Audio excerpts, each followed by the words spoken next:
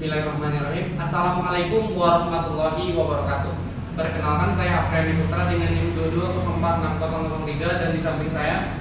Perkenalkan, nama saya Agung Sidya Wibowo dengan NIM 22046004. Perkenalkan, nama saya Bagus Sidya dengan NIM 22046003. Perkenalkan, nama saya Muhammad Rafi Fareza dengan NIM 22046123. Perkenalkan, nama saya Rahman Akbar dengan NIM 220465. Di tugas video kali ini kami akan membawakan metode pembelajaran, yaitu metode tanya jawab, di mana metode tanya jawab itu adalah cara penyajian pelajaran dalam bentuk pertanyaan yang harus dijawab terutama dari guru kepada siswa dan juga dari siswa kepada siswa yang lainnya. Tujuan dari teknik ini bukanlah untuk menunjukkan kesarjanaan guru ataupun untuk memperlihatkan betapa kepandaian guru mampu menunjukkan di mana ketidakpedulian siswa. Jika suatu pertanyaan tidak dapat dimengerti oleh murid secara jelas, pertanyaan itu akan diulang secara verbal dalam bentuk berbeda sehingga siswa dapat memahami dari materi yang diajarkan. Kemudian untuk tujuannya, Ini saya menjelaskan tujuan pembelajaran tanya jawab, yaitu tujuan dari tanya jawab dalam pembelajaran adalah untuk memfasilitasi pertukaran informasi, pemahaman, dan peningkatan dan pengetahuan. Beberapa tujuannya yaitu: satu, memperjelas konsep. Tanya jawab membantu siswa untuk memahami konsep diajarkan dengan lebih baik dengan meminta penjelasan atau contoh tambahan. Yang kedua, mengukur pemahaman. Guru atau infrastruktur dapat menggunakan pertanyaan untuk mengukur sejauh mana siswa memahami materi pembelajaran. Yang ketiga yaitu mendorong berpikir kritis. Siswa diajak untuk berpikir kritis, menganalisis informasi, dan merumuskan jawaban yang berdasarkan pemahaman mereka. Di sini saya akan melanjutkan tentang kelebihan metode pembelajaran, yaitu satu, dapat menarik dan memusatkan perhatian siswa. Pertanyaan yang menarik dan relevan dengan materi pelajaran dapat membantu siswa untuk tetap fokus dan termotivasi untuk belajar. Misalnya, dalam pembelajaran IPS tentang sejarah Indonesia, guru dapat mengajukan pertanyaan seperti apa yang kamu ketahui tentang peristiwa proklamasi kemerdekaan. Yang kedua itu merangsang siswa untuk melatih dan mengembangkan daya pikir termasuk daya ingat. Pertanyaan yang menuntut siswa untuk berpikir kritis dan menganalisis dapat membantu mereka untuk meningkatkan pemahaman dan keterampilan mereka. Misalnya, dalam pembelajaran IPS tentang ekonomi, guru dapat mengajukan pertanyaan seperti apa dampak kebijakan pemerintahan terhadap perekonomian suatu negara. Yang ketiga itu mengembangkan keberanian dan keterampilan siswa dalam menjawab dan mengemukakan pendapat. Metode tanya jawab dapat membantu siswa untuk berani mengemukakan pendapat mereka dan belajar untuk menghormati pendapat orang lain. Misalnya, dalam pembelajaran IPS tentang budaya, guru dapat mengajukan pertanyaan seperti apa pendapatmu tentang pentingnya melestarikan budaya Indonesia. Baiklah, di sini saya akan menjelaskan kekurangan dari metode pembelajaran tanya jawab. Yang pertama yaitu peserta didik merasa takut bila pendidik kurang tepat mendorongnya untuk berani dengan menciptakan suasana yang tidak tegang. Pendidik perlu menciptakan suasana belajar yang kondusif dan tidak tegang agar peserta didik merasa nyaman untuk berpartisipasi dalam kegiatan metode pembelajaran tanya jawab tersebut. Contohnya, pendidik dapat memulai kegiatan tanya jawab dengan mengajukan pertanyaan yang mudah dan tidak terlalu menuntut peserta didik tersebut. Selain itu, pendidik juga perlu memberikan penguatan positif kepada peserta didik yang berani menjawab pertanyaan. Yang kedua, tidak mudah membuat pertanyaan yang sesuai dengan tingkat berpikir dan mudah dipahami oleh peserta didik. Pendidik perlu memahami tingkat berpikir peserta didik agar dapat membuat pertanyaan yang sesuai dan dapat dipahami oleh peserta didik. Contohnya, pendidik perlu membedakan antara pertanyaan faktual, konseptual, prosedural, dan metakognitif. Pernyataan faktual adalah pertanyaan yang menanyakan tentang fakta atau informasi. Pertanyaan konseptual adalah pertanyaan yang menanyakan tentang pemahaman peserta didik terhadap suatu konsep. Pertanyaan prosedural adalah pertanyaan yang menanyakan tentang langkah-langkah dalam melakukan suatu prosedur. Dan terakhir, pertanyaan metakognitif yang dimana pertanyaan yang menanyakan tentang strategi belajar siswa. Dan ketiga, sering membuang banyak waktu. Bila tidak dikelola dengan baik, Metode pembelajaran tanya jawab ini dapat memakan waktu yang cukup lama, terutama jika ada peserta didik yang kesulitan dalam menjawab pertanyaan. Contohnya, pendidik perlu membatasi jumlah pertanyaan yang diajukan dan memberikan waktu yang cukup bagi peserta didik untuk menjawab pertanyaan. Selain itu, pendidik juga perlu mendorong peserta didik untuk menjawab pertanyaan secara ringkas dan tuntas. Terima kasih. Ya baik, saya selanjutnya akan menjelaskan mengenai latar belakang dari metode tanya jawab tersebut. Itu terdapat dua metode. Yang pertama tahap persiapan, itu menentukan topik, merumuskan tujuan pembelajaran khusus atau TPK, menyusun pertanyaan-pertanyaan secara tepat sesuai dengan TPK tertentu, dan mengidentifikasi pertanyaan-pertanyaan yang mungkin diajukan siswa.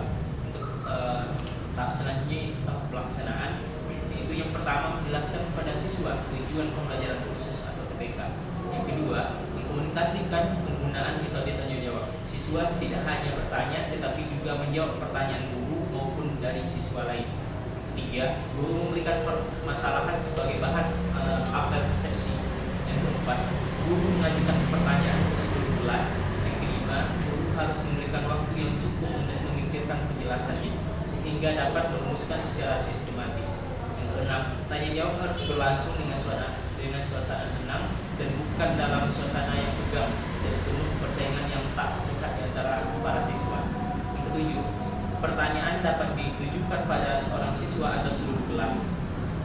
Guru perlu mengunggah siswa yang pemalu atau pendiam, sedangkan siswa yang pandai dan berani menjawab perlu mengendalikan untuk memberi kesempatan kepada siswa yang lain. Yang kedelapan, guru berusahakan agar setiap pertanyaan hanya berisi satu permasalahan saja.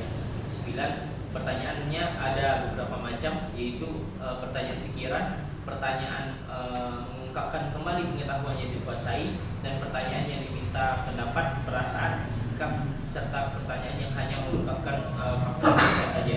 Sekian, terima kasih. Sekianlah penjelasan dari kami mengenai metode pembelajaran tanya jawab.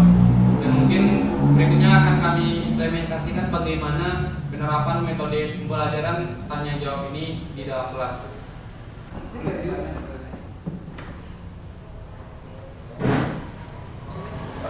Assalamualaikum warahmatullahi wabarakatuh. Waalaikumsalam.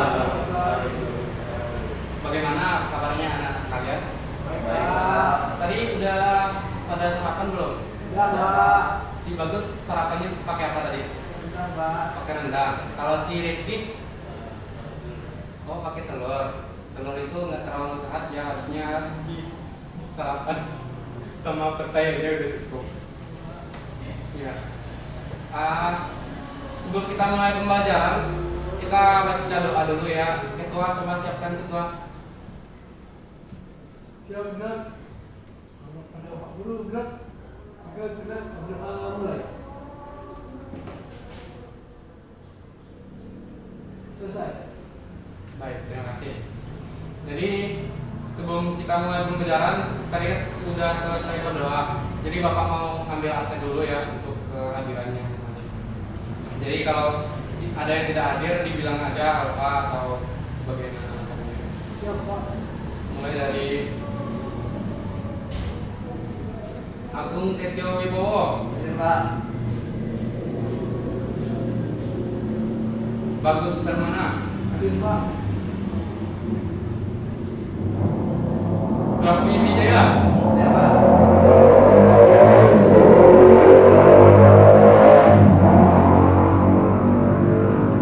Rifki Rahmat Akbar.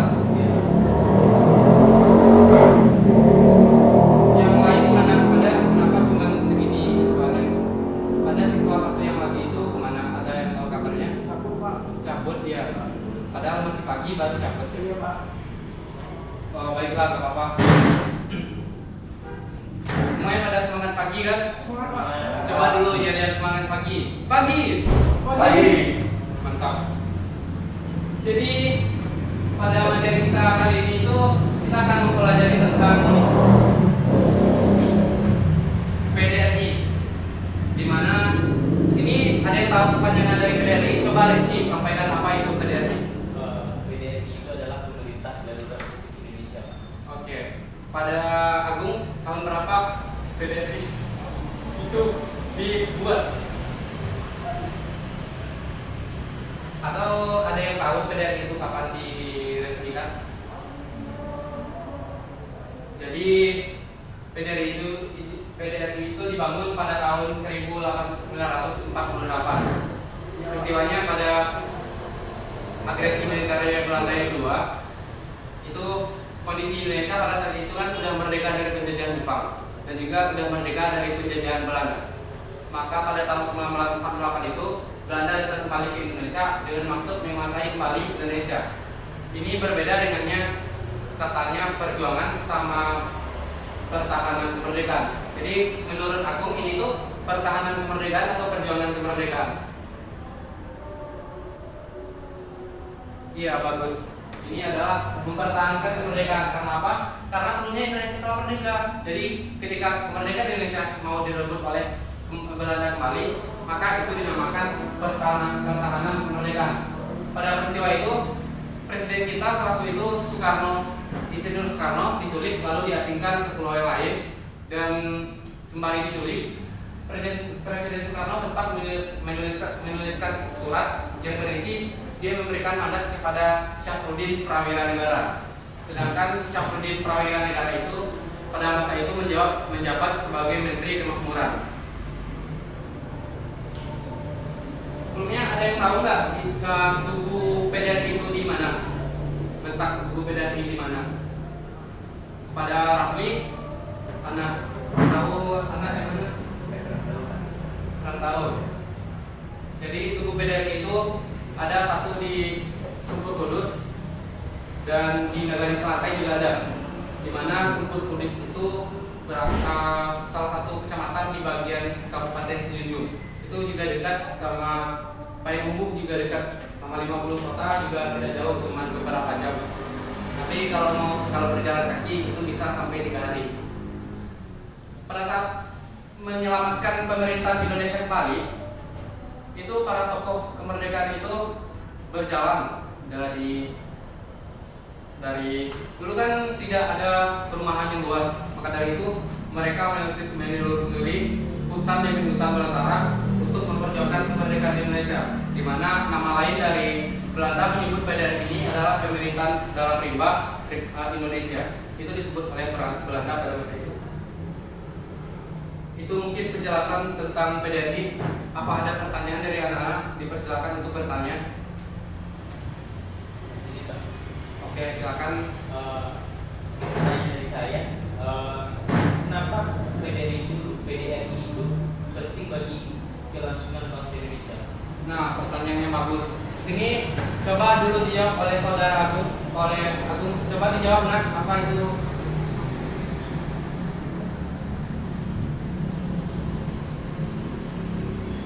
Apa pertanyaan tadi, nak? Kenapa PDRI penting bagi kelangsungan bangsa? Jadi pertanyaan, mengapa PDRI itu penting bagi kelangsungan bangsa? Tahu anak-anak yang lain bisa menambahkan nanti. Oke, baik, bagus, silakan Rafli. Baiklah, di sini saya akan menjelaskan terlebih dahulu mengapa PDRI itu penting bagi keberlangsungan Indonesia. Di sini PDRI itu memiliki peran penting dalam mempertahankan kemerdekaan Indonesia.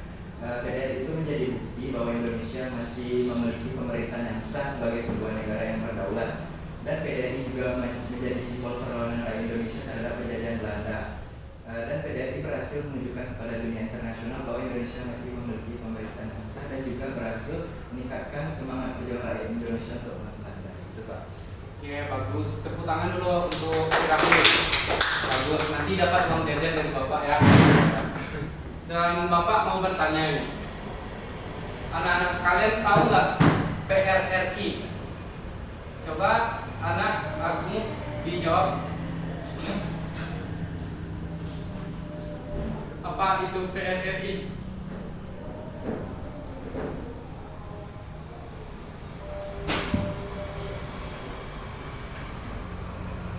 Atau bagus, apa bisa jawab, nak? Apa itu PRRI?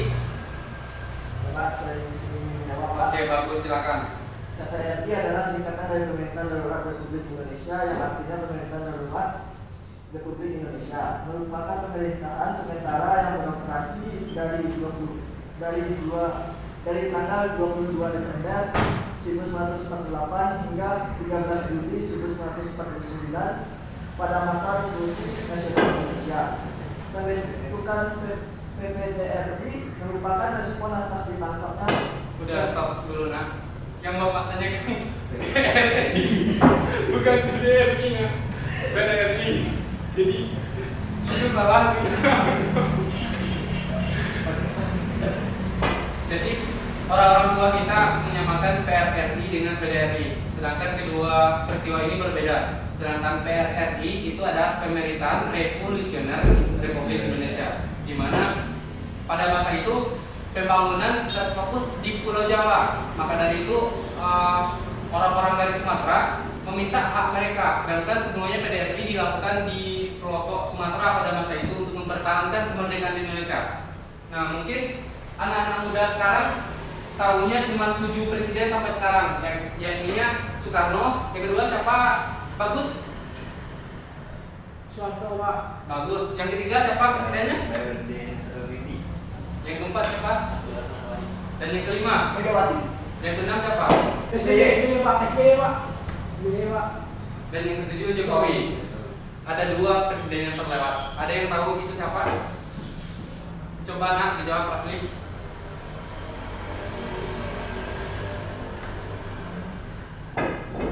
Ada 2, yaitu Mr. Asahat dan Syafruddin Prawiragara. Mungkin sekian untuk pelajaran kita pada pagi hari ini. Jam istirahat udah menunjukkan jam 10. Udah dari tadi kita belajar, maka kelasnya Bapak tutup.